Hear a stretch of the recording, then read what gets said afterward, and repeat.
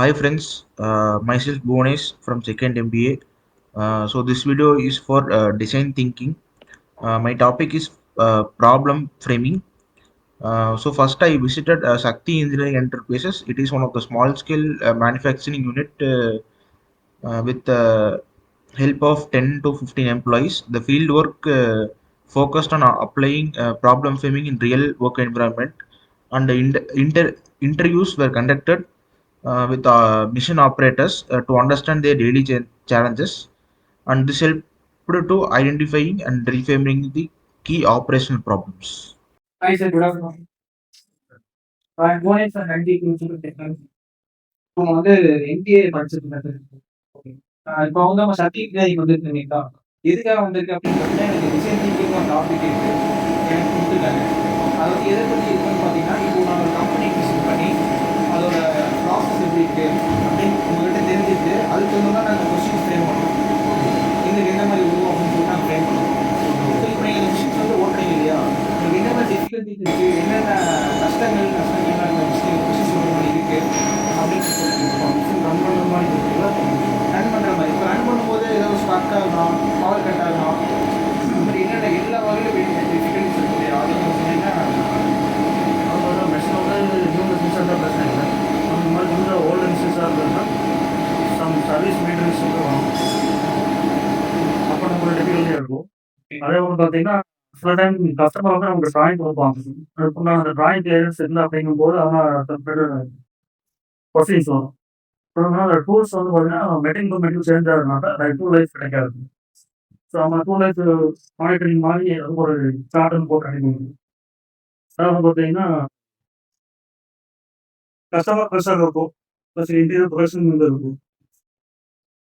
உங்களுக்கு raw materials எப்படி sir கரெக்டாக வரலன்னா எப்படி ஒர்க் அஃபெக்ட் ஆகுமா? இல்லை ரெண்டையும் ரா மெட்டீரியல்ஸ் கரெக்டாக ஆகும். ரா மெட்டீரியல்ஸ் டிஃபெக்ட் ஆகும்போது ஒர்க் அஃபெக்ட் ஆகும்.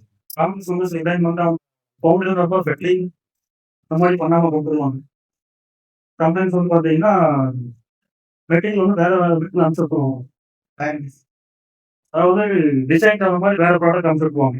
நம்ம அதை எடுத்து கிளாரிஃபை பண்ணி அவங்க எக்ஸ்பிளைன் பண்ணிட்டு ஸோ வந்து அந்த ட்ராயிங் வாங்கி ஓட்டணும். இல்லை அப்படின்னா அந்த ஒர்க்கை நம்ம ஸ்டாப் பண்ணிட்டு அடுத்த ஒர்க் நல்லா பார்ப்போம். ஸோ இது வந்து இப்போ எப்படின்னா, இப்போ நாங்க இந்த ஒர்க்குக்கு வந்தோம் அப்படின்னா, எங்களுக்கு என்ன மாதிரி நீங்க குடுப்பீங்க? என்ன மாதிரி நாங்க பண்ணணும்? இப்போ எப்படின்னா, how make this affect our works baby. வந்து நான் ஒரு சிஸ்டம் ஒன்று கிரியேட் பண்ணியிருக்கோம்.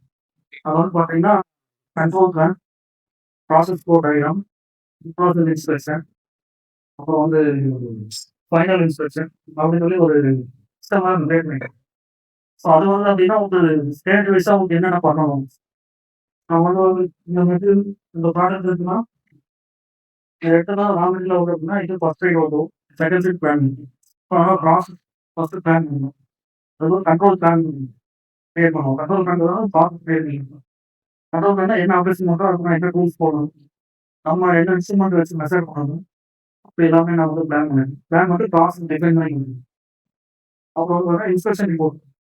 ஒரு காமெண்ட் வந்து நம்ம எடுக்கிறதுக்கு முன்னாடியே ப்ரீ பிளான் பண்ணணும். ப்ரீ பிளான்டாக போகணும். இந்த டூல்ஸ் அவைலபிளாக இருக்கா, உங்களுக்கு என்ன ரிசல்ட்ஸ் தேவையா அதுக்கு எல்லாம் முன்னாடி ப்ரீ பிளான் டாக்குமெண்ட் மாதிரி கிரியேட் பண்ணிட்டு அதுக்கப்புறம் ஒரு டார்கெட் பண்ணணும்.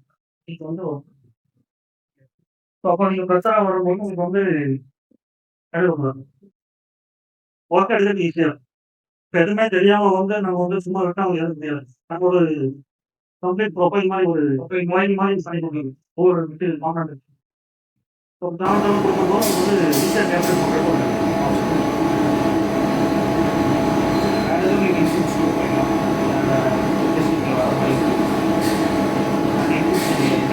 சேஃப்டி சேஃப்டி தான் வந்து ஃபஸ்ட்டு இருக்கும்.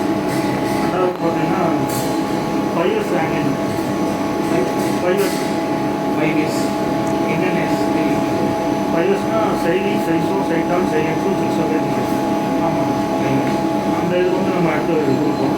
எக்ஸாம் ப்ராசஸ் மாதிரி சொன்னீங்க. எக்ஸாம் வந்து டெவலப்மெண்ட்ஸ் தான்.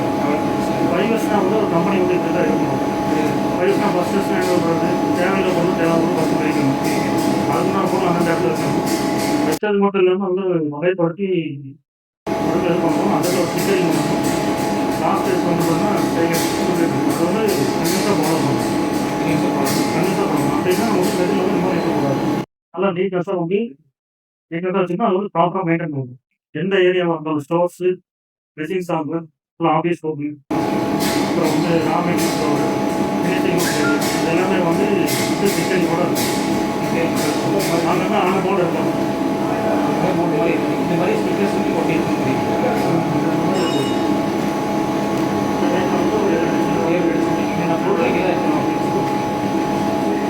அதாவது பைல்ஸ் மெயின் பண்ணுறது அது மெயினாக கொடுக்கும்.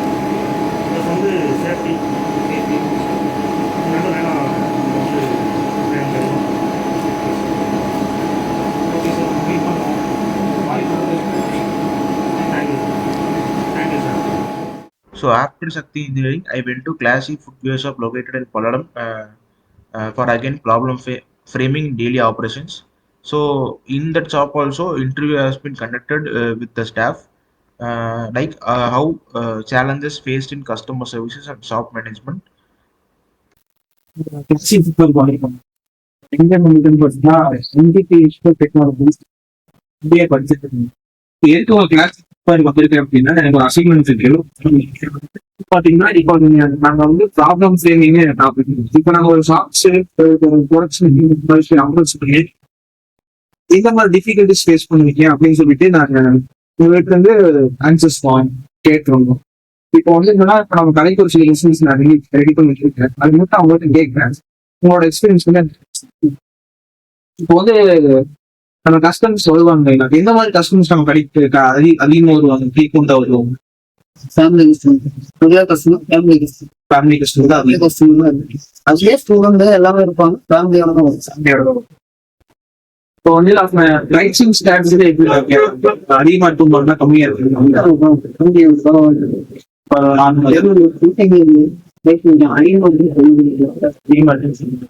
ஆன்லைன்ல கம்பேர் பண்ணிட்டு உங்ககிட்ட கேட்பாங்களா? இப்போ ரீசெண்டா கொஞ்சம் கஷ்டமா வராங்க. ஆன்லைன்ல கம்பேர் பண்ணி அப்போ வந்து நீங்க எந்த மாதிரி ஆட்ஸ் பண்ணுவீங்க? ஆன்லைன் சேல்ஸ் வேற, கடை சேல்ஸ் வேற. கடையில பண்ற சேல்ஸ் அது வாடகை இருக்கணும், நம்ம இட வாடகை, ஆட்ஸ் இருக்கணும், மீட்டிங்ஸ் எல்லாம். ஆன்லைன் சேல்ஸ் அது வேற, எதுவும் கிடையாது. இப்போ வந்து கலெக்ஷன்ஸ் டைப் நிறைய இருக்குங்க. கஸ்டமருக்கு வந்து எல்லாமே இல்லைன்னு சொல்ற மாதிரி எல்லாமே. இப்போ வந்து இப்போ வந்து பாத்தீங்கன்னா அடுத்து தீபாவளி வருது, இந்த 10-20 நாள். அதுக்கு வந்து நீங்க ஸ்டாக் எல்லாம் வந்து முன்கூட்டியே வாங்கி வச்சுக்கலாம். ஸ்டாக் மெயின்டெனன்ஸ் மேல விடும். ஸ்டாக் வர்றது தீபாவளி வர கொஞ்சம். இப்போ வந்து அந்த டைப்ல வந்து ரெகுலரா இப்போ ரன்னிங் ஒருத்தர் 2 பேர் வருவீங்க. அப்போ அந்த டைப்ல வந்து புதுசா ஆள் எடுப்பீங்களா? அதுல ஒரு 2-3 பேர் எடுப்பீங்களா? 2 பேர் எடுப்பீங்களா? பாத்தியமாவும் வருவாங்க. தீபாவளி எத்தனை வருஷமா அந்த கடையில? 10 வருஷம். 10 வருஷம். இந்த 10 வருஷத்துல உங்களோட என்னென்ன எக்ஸ்பீரியன்ஸ் நீங்க புதுசா கத்துக்கிட்டீங்க?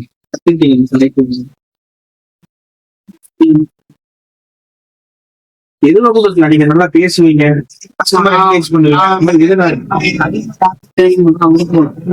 நான் நல்லா பேசுறதுக்கு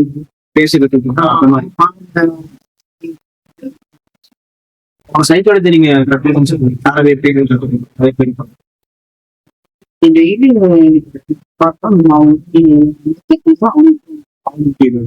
இப்போ அந்த கடைக்கு வந்து ஒரு 20 நிமிஷம் ஆச்சுன்னா நான் வந்து உட்காந்துருந்தேன்.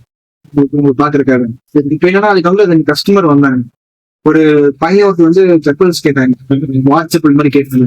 இப்போ அந்த பையன் வந்து எல்லா செப்பலும் எடுத்து போட்டுட்டு ஒரு செப்பல் மட்டும் செலக்ட் பண்ணிட்டாங்க. அப்போ வந்து நீங்க அந்த உங்க மென்டாலிட்டி உங்களுக்கு எப்படி இருக்கு?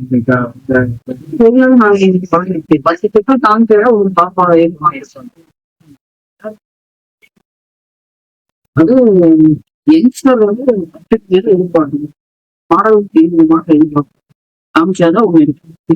இப்போ நீங்க அவ்வளவு மாடல் காமிச்சிங்க, ஆனா அவரோட பிரைஸ் வந்து பிக்ஸ்டு 850க்கு மேல வந்து போகல. அவர் சொன்ன ரேட் வந்து எதுவுமே 850க்கு மேல போகல. அதுக்குள்ளதான் நீங்க எடுத்து கொடுத்துட்டு தெரிஞ்சுக்கிட்டேன். ஒரு 2வது செப்பலே நம்மளுக்கு தெரிஞ்சது அவங்க என்ன ரேட் எதிர்பார்க்க. இதுதான் வந்து பிரைஸ் டேக் தெரியும். நான் பிரைஸ் நீங்க எடுத்து கொடுத்தா நம்ம வந்து நீங்க இது சேல் க்ளோஸ் வேற எதுவும் நாங்க இப்போ எங்களுக்கு யூஸ் ஆகுற மாதிரி ஹெல்ப்ஃபுல் நாங்க இந்த மாதிரி ஒரு கடை ஓப்பன் பண்றோம் அப்படின்னா எங்களுக்கு எந்த மாதிரி ஒரு இன்புட் நீங்க கொடுப்பீங்க?